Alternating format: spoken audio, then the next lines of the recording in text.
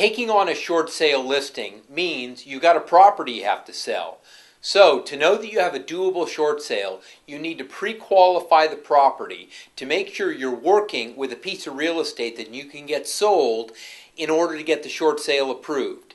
Now, the short sale process has some fundamental flaws to it, and one of them is that it lacks valuation flexibility. In other words, because loss mitigators are sitting in New Jersey or Texas or Southern California, and these properties are spread out all across the United States, they can't go into the front yard of the property and get a boots on the ground assessment of the piece of real estate and determine whether or not it's a property that needs a lot of adjustment as opposed to the other comps to come up with a fair value at which it will be sold. So what we've got is a situation where the loss mitigators have to do some generalizing.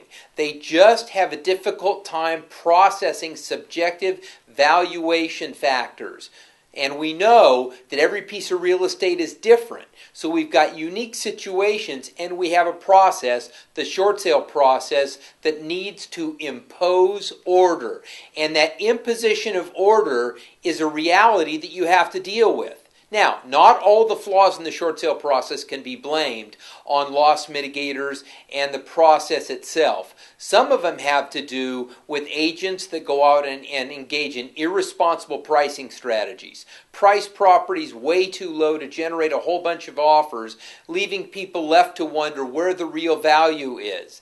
And then what you've got to do is accept the fact that some of the deals that are getting accepted and sent into the lender are at these very low values, which prompt the lenders, the loss mitigation departments, to put every deal under a microscope. So everyone benefits if we engage in responsible pricing, and as you know, we have a video in our program going over the details of an efficient, effective, and ethical pricing strategy. We all want to do what we can to be part of the solution. We don't want to be contributing to the problem. So even when you do your job well, even when you price a property well and you get a good offer, there may be things about your property that present an obstacle to getting price approval. Certain properties are going to present unique and difficult valuation challenges. Understand your assignment going in as well as you can. Look at the client, look at the obstacles, and prepare both yourself and your client for those obstacles, because you're going to need to get through them to get your deal approved and closed. When it comes to the property, look at location, look at property condition, and look at marketability. Now, location, especially in a market where there's a lot of properties to choose from, many times buyers won't buy certain properties because of location issues at any price. It backs to the freeway. It has a 40-foot power pole in the backyard. A certain quality about the property, and not so positive quality, that prompts a buyer to say, I simply wouldn't buy it. And if I would consider buying it, it's going to be at a value that's much lower than the rest of the comps in the area. So it's going to be out of balance with the other comps in the area. Property condition you need to look at. Does the property need a lot of repairs? Because short sale lenders, as a general rule, aren't looking to allow for significant repairs when an offer is presented. There are exceptions, but they're rare. For the most part, lenders hope to sell these properties as is or close to as is, which gives rise to another issue, which is if your buyer is an FHA buyer, there are certain repairs that have to be done in most cases, if they're not using the 203K product anyway, before the FHA loan can be funded. And marketability. What about the property presents a challenge when it comes to marketability? Is the property dated? Is the property overly dark, just doesn't have enough light getting into it? Are the cabinets old and worn out? Are the rooms too small? Or are the rooms lacking in current functionality? In other words, is the master bedroom got a 3x3 closet, just not big enough to accommodate what people expect to get when they buy a house in today's market?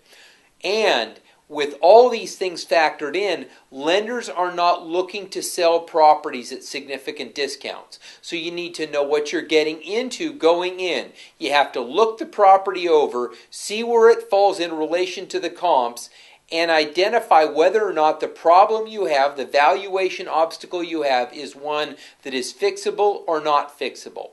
As a general rule of thumb, and this is just a general rule of thumb, if the property is in the bottom 20% of the market, in other words, if the other properties are in the top 80%, in other words, 8 out of 10 of them represent better values, represent properties that are selling more in line with the market comps, it will likely be difficult for you to prevail upon a lender who's located 1,000 miles away to accept that the BPO they have in their file that was done by an outside service that they consider to be objective, which came in much higher than you can deliver in terms of an offer, it's going to be tough to convince them that they ought to accept your offer amount and not the BPO amount that they've gotten, again, from that objective outside party. But you're going to take on some tough deals. There are going to be circumstances. It's a really great referral source. It's a property that has other redeeming qualities. Whatever it is, you're going to take on some tough assignments. But make sure before you do, you evaluate the obstacles you're faced with. Map out a game plan to overcome them. Look at location, condition, and marketability. Know what you're getting into, and if it's a real difficult transaction, be prepared to say no sometimes. Bottom line is some assignments simply don't make sense.